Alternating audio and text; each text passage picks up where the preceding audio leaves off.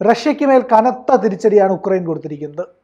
വലിയ രീതിയിലുള്ള സംഘർഷത്തിലേക്ക് യൂറോപ്പിൻ്റെ കിഴക്കൻ ഭാഗം പോയിക്കൊണ്ടിരിക്കുന്നു. പടിഞ്ഞാറൻ ഭാഗത്ത് നിന്ന് സമ്മർദ്ദം സ്വാഭാവികമായിട്ടുണ്ടാവും.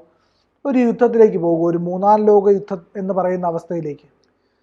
അവിടുന്ന് വരുന്ന ദൃശ്യങ്ങളൊക്കെ കാണുമ്പോൾ ആ ഒരു ഭയം എനിക്കുമുണ്ട്. കാരണം റഷ്യ ഉക്രൈൻ സംഘർഷത്തിൽ ഏതാണ്ട് 3 വർഷം നീണ്ടു നിൽക്കുന്ന സംഘർഷത്തിലെ ഏറ്റവും രൂക്ഷമായ ആക്രമണമാണ് ഉക്രൈൻ റഷ്യയ്ക്ക് മേൽ നടത്തിയത്. ഏതാണ്ട് 117ഓളം ഡ്രോണുകൾ ഉപയോഗിച്ച് അവരുടെ തന്ത്രപ്രധാന വ്യോമതാവളങ്ങളിൽ കടന്നു ചെന്ന ഒരു ഗറില്ല വാർ, ആ ഒരു രീതിയിലുള്ള ഒരു ആക്രമണമാണ് നടത്തിയത്. ഇതിന് ശക്തമായ തിരിച്ചടി കൊടുക്കാൻ റഷ്യ വലിയ രീതിയിലുള്ള പടക്കോപ്പുകൾ ഒരുക്കുന്നതിൻ്റെ ദൃശ്യങ്ങളാണ് ഇപ്പോൾ പുറത്തു വന്നുകൊണ്ടിരിക്കുന്നത്. വലിയ രീതിയിലുള്ള ആണവ പോർമുനകൾ ഘടിപ്പിക്കാവുന്ന തരത്തിലുള്ള വലിയ റോക്കറ്റുകളുടെ ആ ഒരു വിന്യാസം, അതിൻ്റെ ദൃശ്യങ്ങളടക്കം റഷ്യ പുറത്തുവിട്ടിട്ടുണ്ട്.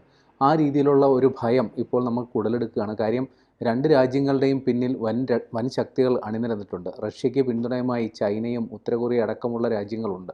അവർ ആയുധവും ആൾബലവും റഷ്യയ്ക്ക് നൽകുന്നുണ്ട്. അതോടൊപ്പം തന്നെ ഉക്രൈന് നാറ്റോ സഖ്യത്തിൻ്റെയും അമേരിക്കയുടെയും ശക്തമായ പിന്തുണയുണ്ട്. കഴിഞ്ഞ ദിവസമാണ് ജർമ്മനി അടക്കമുള്ള രാജ്യങ്ങൾ വൻതോതിൽ ആയുധം ഉക്രൈന് നൽകിക്കൊടുത്തത്. നേരത്തെ അമേരിക്കയ്ക്ക് പുടിനോടുള്ള ഒരു താല്പര്യം മാറ്റി നിർത്തി പുടിനെ വിമർശിക്കുന്ന തരത്തിൽ ട്രംപ് നിലപാടെടുത്തു. അതോടൊപ്പം തന്നെ F-16 വിമാനങ്ങളടക്കം ട്രംപ് ഉക്രൈന് നൽകുന്ന തരത്തിലുള്ളൊരു നടപടി സ്വീകരിക്കുകയും ചെയ്തു. അപ്പോൾ ഉക്രൈൻ്റെ ഭാഗത്തും വലിയ രീതിയിലുള്ള പടക്കോപ്പുകളും പിന്തുണയും ഒക്കെ ഉണ്ട്. റഷ്യയും ഒരുങ്ങി തന്നെ ഇറങ്ങുന്നു. അപ്പോൾ സ്വാഭാവികമായും നമ്മൾ ഭയപ്പെടുന്ന ഒരു സാഹചര്യത്തിലേക്ക് കാര്യങ്ങൾ എത്തുകയാണ്. വലിയ രീതിയിലുള്ളൊരു ആൾനാശം ഉണ്ടാകുന്ന തരത്തിലുള്ള യുദ്ധം. എനിക്ക് തോന്നുന്നു പ്രചാരണങ്ങൾ ഇപ്പോൾ തന്നെ വരുന്നു. ഉക്രൈന് മറുപടി കൊടുക്കാൻ റഷ്യ ഒരുപക്ഷെ ആണവ ബോംബ് തന്നെ ഉപയോഗിച്ചേക്കാവുന്ന തരത്തിലുള്ള ഭീതിയും ഇപ്പോൾ വന്നുകൊണ്ടിരിക്കുന്നു. ഏതായാലും വലിയ രീതിയിലുള്ളൊരു തിരിച്ചടി റഷ്യ നൽകും എന്നുള്ളത് ഉറപ്പാണ്. ഞാൻ നേരത്തെ പറഞ്ഞല്ലോ, ഉക്രൈൻ റഷ്യൻ സംഘർഷത്തിൽ ഏറ്റവും വലിയൊരു ആക്രമണമാണ് ഉക്രൈൻ ഇന്ന് നടത്തിയിരിക്കുന്നത്. കാര്യം വളരെ ആസൂത്രണത്തോടെ ഏതാണ്ട് 1.5 വർഷത്തോളം നീണ്ട പ്ലാനിംഗ് ആണ് നടപ്പിലാക്കിയതെന്ന് വ്ളാഡിമിർ സെലൻസ്കി അദ്ദേഹത്തിൻ്റെ സോഷ്യൽ മീഡിയ ഹാൻഡിൽ വഴി പറഞ്ഞിരിക്കുന്നു. അതായത് ഉക്രൈൻ്റെ രഹസ്യാന്വേഷണ ഏജൻസിയായ SBU നേരിട്ട് ഏറ്റെടുത്ത് നടത്തിയ ഒരു ദൗത്യമായിരുന്നു അത്. ഏതാണ്ട് ട്രക്കുകളിലൂടെ ഒളിപ്പിച്ച് കടത്തിയ ഡ്രോണുകൾ അത് വ്യോമതാവളങ്ങളുടെ പരിസരത്ത് എത്തിച്ച് അവിടെ ഏജൻറ്റുമാരെ, അതായത് അവരുടെ തന്നെ ചാരന്മാരെ നിയോഗിച്ച് ആ ഡ്രോണുകൾ പറത്തി 4 വ്യോമതാവളങ്ങളിലാണെന്നാണ് റിപ്പോർട്ടുകൾ വരുന്നത്. അവിടുത്തെ ഏതാണ്ട് 40ഓളം വിമാനങ്ങൾ, അതിൽ വലിയ വലിയ ബോംബർ വിമാനങ്ങൾ വരെ, ആണവ ബോംബുകൾ വഹിക്കാൻ ശേഷിയുള്ള കൂറ്റൻ വിമാനങ്ങൾ വരെ തകർത്ത് തരിപ്പണമാക്കിയെന്നാണ് വരുന്നത്. ഇതിൻ്റെയൊക്കെ ദൃശ്യങ്ങൾ സഹിതം ഉക്രൈൻ പുറത്തുവിടുന്നു. ചില മാധ്യമങ്ങൾ അതിൻ്റെ ദൃശ്യങ്ങൾ പുറത്തുവിടുന്നു. അങ്ങനെ വലിയൊരു നാണക്കേട് റഷ്യയ്ക്ക് ഉണ്ടാക്കിയിരിക്കുന്നു. ആ നാണക്കേടിന് ശക്തമായൊരു തിരിച്ചടി അവർ തരും എന്നുള്ളത് ഉറപ്പാണ്. ആ രീതിയിലുള്ള തയ്യാറെടുപ്പുകളാണ് വരുന്നത്. ഏറ്റവും നിർണായകമായ സംഗതി, ഉക്രൈൻ റഷ്യൻ സംഘർഷം പരിഹരിക്കാനായി അടുത്ത ദിവസം ഒരു ചർച്ച നടക്കാനിരിക്കുകയാണ്. തുർക്കിയിൽ ഒരു ചർച്ച നടക്കാനിരിക്കുകയാണ്. ഇങ്ങനെ ഒരു ഉദ്യമത്തിന് ഉക്രൈൻ മുതിർന്നത് എന്നുള്ളതാണ് ഏറ്റവും ശ്രദ്ധേയമായ സംഗതി. അതിന് പറയുന്നൊരു ന്യായമുണ്ട്. കാര്യം നേരത്തെ ഇരു രാജ്യങ്ങളും തമ്മിലുള്ള സന്ധി സംഭാഷണത്തിനിടയിൽ ഒരു മെമ്മോറാണ്ടം, ഏതൊക്കെ കാര്യങ്ങൾ നടപ്പിലാക്കണം, എവിടേക്ക് നിന്ന് സൈന്യം പിൻവലിക്കണം എന്ന തരത്തിൽ ഉക്രൈൻ ഒരു മെമ്മോറാണ്ടം തയ്യാറാക്കി റഷ്യയ്ക്ക് നൽകിയിരുന്നു. എന്നാൽ അത്തരത്തിലൊരു മെമ്മോറാണ്ടം റഷ്യ ഇതുവരെ നൽകിയിട്ടില്ല. അതിപ്പം മധ്യസ്ഥ ചർച്ച നടത്തുന്ന തുർക്കിക്കോ അമേരിക്കയ്ക്കോ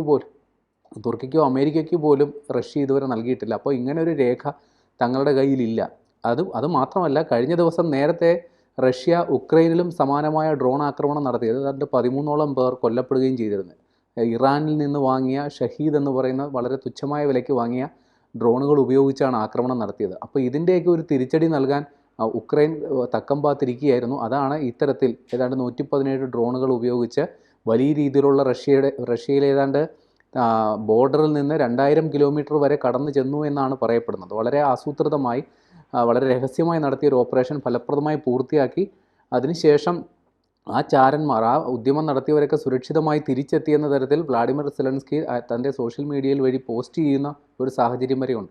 അപ്പോൾ റഷ്യയെ സംബന്ധിച്ച് കനത്ത ഒരു നാണക്കേടിൻ്റെ പശ്ചാത്തലത്തിൽ നിൽക്കുന്നൊരു സാഹചര്യത്തിൽ വലിയ രീതിയിലുള്ളൊരു തിരിച്ചടിക്ക് ആ രാജ്യം മുതിരും. അതിനുള്ള ആയുധശേഷി അവർക്കുണ്ട്, പിന്തുണയ്ക്കാൻ മറ്റ് രാജ്യങ്ങളുമുണ്ട്. അതുകൊണ്ട് തന്നെ വലിയൊരു രീതിയിലുള്ളൊരു സംഘർഷത്തിലേക്ക് ആ മേഖല കടക്കുമെന്നുള്ളത് ഉറപ്പാണ്.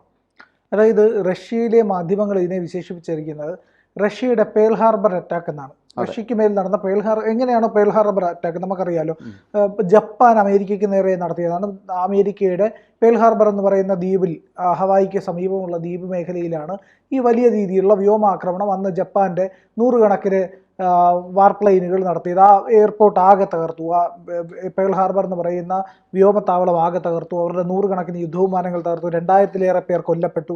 അങ്ങനെ വലിയ ആക്രമണമാണ്. രണ്ടാം ലോക മഹായുദ്ധത്തിന്റെ സമാപനത്തോട് അനുബന്ധിച്ച്, അതായത് സമാപനം അവിടെ തൊട്ടാണ് കുറിക്കുന്നത്. അതിനുശേഷം നടന്നത് എന്താണെന്ന് നമുക്കറിയാം. ഹിരോഷിമയിലും നാഗസാക്കിയിലും ഓരോ ആറ്റം ബോംബുകൾ വീതം ഇട്ടുകൊണ്ട് അമേരിക്ക അതിനുള്ള പ്രതികാരം ചെയ്തു. അതോടുകൂടിയാണ് ഈ പറയുന്ന ലോകയുദ്ധം അവസാനിക്കുന്നത്, രണ്ടാം ലോകയുദ്ധം. അപ്പോൾ ഈ പറയുന്ന ലോകയുദ്ധം അവസാനിച്ചതിന് ശേഷമുണ്ടായ സ്ഥിതിഗതികൾ എന്താണെന്നറിയാം. ഈ പറയുന്ന ജപ്പാൻ എന്ന് പറയുന്ന രാജ്യം റേഡിയേഷൻ്റെ മാരകമായ തീവ്രമായിട്ടുള്ള ഈ പറയുന്ന അവസ്ഥയിലേക്ക് പോകുന്നു. അവരുടെ ജീവിതം ദുസ്സഹമാകുന്നു. തലമുറകൾക്ക് ശേഷവും ഇന്നും രോഗവും ദുരിതവും പേർന്ന ഒരു ജനത ഉണ്ടായിരിക്കുന്നു. അങ്ങനെ വലിയ പ്രശ്നം അവർക്കുണ്ടായിരിക്കുന്നു. അവിടെ ചെറിയ രാജ്യവും കൂടെയാണ്. പക്ഷേ റഷ്യയെ സംബന്ധിച്ചിടത്തോളം ഒരു ആണവ ആക്രമണം നടത്തിയാൽ പോലും റഷ്യയെ വലുതായിട്ട് ബാധിക്കില്ല. യുക്രൈൻ തകർന്ന് തവിടുകൂടിയാവും. സെലൻസ്കി അടക്കം ഇരിക്കുന്ന മേഖലയെ ലക്ഷ്യം വെച്ച് ഈ പറയുന്ന ന്യൂക്ലിയർ അറ്റാക്ക് നടത്താൻ റഷ്യക്ക് വലിയ മടിയൊന്നുമില്ല. കാരണം ഈ പുടിൻ്റെ ഈഗോയാണ് ഇപ്പോൾ ഹർട്ടായിരിക്കുന്നത്. അതുകൊണ്ട് തന്നെ പുടിൻ ഉറപ്പായിട്ടും ആക്രമണം നടത്തും. അത് ഈ പറയുന്ന ഇനിയിപ്പം ബാലിസ്റ്റിക് മിസൈലിൻ്റെ ഘട്ടം കഴിഞ്ഞല്ലോ. അത്തരത്തിലുള്ള മിസൈലിൻ്റെയും ക്രൂയിസ് മിസൈലുകളോ ഇല്ലെങ്കിൽ സൂപ്പർസോണിക് മിസൈലുകളോ ഒക്കെ അതിൻ്റെ ഘട്ടമൊക്കെ കഴിഞ്ഞു. അപ്പോൾ ഇനി ഇതിപ്പോൾ ഇത്തരത്തിലുള്ള ആക്രമണം, അതായത് വലിയ തോതിൽ പോർവിമാനങ്ങൾ തകർന്നിട്ടുണ്ട് എന്നാണ് പറയുന്നത്. അപ്പോൾ റഷ്യക്ക് കനത്ത തിരിച്ചടി ഉണ്ടായിട്ടുണ്ടെങ്കിൽ ഇനി ഇതിനെ കൊണ്ടുപോകണ്ട, ഇവിടെ വെച്ചങ്ങ് തീർത്തേക്കാവുന്നൊരു തീരുമാനം റഷ്യ എടുക്കാൻ സാധ്യതയുണ്ട്. പറഞ്ഞാൽ ഈ പറയുന്ന റഷ്യൻ മാധ്യമങ്ങൾ റിപ്പോർട്ട് ചെയ്യുന്നതിൻ്റെ അടിസ്ഥാനവും അത് തന്നെയാണ്. പേൾ ഹാർബർ എന്ന് പറഞ്ഞു കഴിഞ്ഞാൽ അതിൻ്റെ മറുപടി ഈ പറയുന്ന ന്യൂക്ലിയർ വെപ്പൺ കൊണ്ടുള്ള മറുപടിയാണല്ലോ. അപ്പോൾ അതേ രീതിയിലേക്ക് പൊയ്ക്കൊണ്ടിരിക്കുന്നു എന്നുള്ളതിൻ്റെ സൂചന വരുന്നു. തീർച്ചയായും പുടിൻ ഉക്രൈനുമേൽ വലിയ ആക്രമണം നടത്തും. അത് ഈ പറയുന്ന ആണവ ആക്രമണമാണെങ്കിൽ തന്നെ ഈ ഉക്രൈനോടൊപ്പം നിൽക്കുന്ന മറ്റ് നാറ്റോ രാജ്യങ്ങളോ അമേരിക്കയോ പോലും അതിന് മറുപടി പറയാൻ നിൽക്കില്ല. റഷ്യയ്ക്ക് വലിയ വിരോധവും മറ്റ് പ്രശ്നങ്ങളും ഒക്കെ ആയിരിക്കും വരിക. ഒരു ന്യൂക്ലിയർ വാറിലേക്ക് പോകാൻ യൂറോപ്പിലെ മറ്റ് രാജ്യങ്ങൾ തയ്യാറാവില്ല.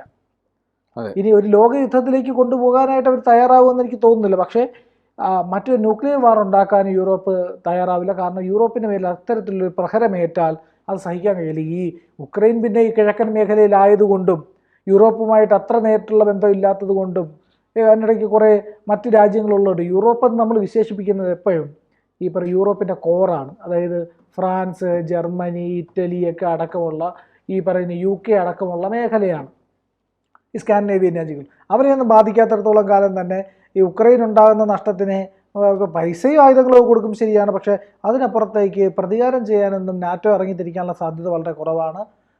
റഷ്യ ഇത് ബാധിക്കാൻ പോകുന്നില്ല. കിലോമീറ്ററുകളുടെ മേഖലകളുള്ള പ്രദേശമാണ് റഷ്യ എന്ന് പറയുന്നത്. റഷ്യയിൽ കയറിയ ആർക്കും പണി കിട്ടിയിട്ടുണ്ട്. ജർമ്മനി കയറിയപ്പോൾ തന്നെ റഷ്യയിൽ കയറിയതോടുകൂടിയാണ് ജർമ്മനി രണ്ടാം ലോകയുദ്ധത്തിൽ പരാജയപ്പെടുന്നത്. അങ്ങനെ കയറിയില്ലായിരുന്നുവെങ്കിൽ ജർമ്മനി ഈ പറയുന്ന റഷ്യയുടെ ഭൂപ്രകൃതി അങ്ങനത്തതാണ്, അവിടുത്തെ കാലാവസ്ഥയും. അങ്ങനെ ആ ഒരു ഘട്ടത്തിൽ അതിജീവിക്കാൻ കഴിഞ്ഞിട്ടുണ്ടെങ്കിൽ ജർമ്മനി രണ്ടാം ലോകയുദ്ധം ജയിക്കുമായിരുന്നു എന്നുള്ളത് മറ്റൊരു വസ്തുത. അതുപോട്ടെ. പക്ഷേ അങ്ങനെ ഒരു സ്ഥലത്ത് ആസൂത്രിതമായി സെലൻസ്കി ഈ പറയുന്ന ട്രക്കുകളിൽ കൊണ്ടുപോയി ട്രക്കുകളുടെ മൂടി തുറന്ന് ഈ പറയുന്ന ഡ്രോണുകൾ 14,000 കിലോമീറ്റർ ഉള്ളിൽ ചാവേർ ഡ്രോണുകൾ വെച്ച് ആക്രമണം നടത്തിയിട്ടുണ്ടെങ്കിൽ അത് വലിയ വിജയമാണ് സെലൻസ്കിയെ സംബന്ധിച്ചിടത്തോളം. പക്ഷേ അതിൻ്റെ പ്രത്യാഘാതം അതിരൂക്ഷമായിരിക്കും. അത് ആണവ ആക്രമണം വരെ ആയി മാറാനുള്ള എല്ലാ സാധ്യതയുമുണ്ട്.